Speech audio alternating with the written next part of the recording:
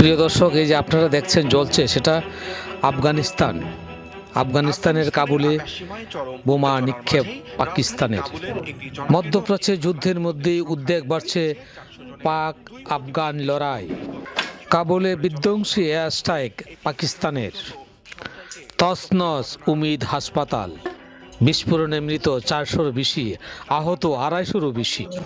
যুদ্ধ যেন থামতেই চায় না।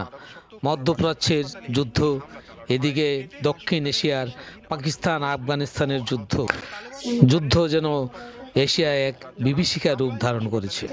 যে রমজান মাসকে পবিত্র মাস হিসেবে চিহ্নিত করা হয়, কিন্তু আজকে এই রমজান মাস হয়ে গেছে যেন যুদ্ধের মাস।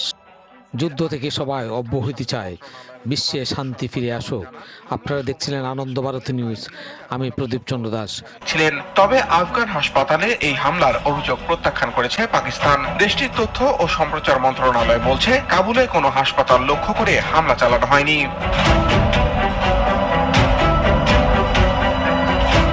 পাকিস্তানের দাবি, সেদিন রাতে তারা কাবুল ও নানগানহার এলাকায় নির্দিষ্ট সামরিক স্থাপনা এবং সন্ত্রাসীদের আস্তানা লক্ষ্য করে হামলা চালিয়েছে। এসব স্থাপনা পাকিস্তানের বেসামরিক নাগরিকদের বিরুদ্ধে হামলায় ব্যবহার করা হচ্ছিল বলেও দাবি তাদের।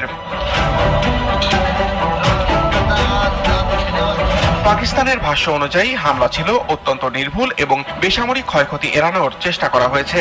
তালেবান মুখপাত্রের অভিযোগকে মিথ্যা ও বিভ্রান্তিকর বলেও দাবি করে ইসলামাবাদ।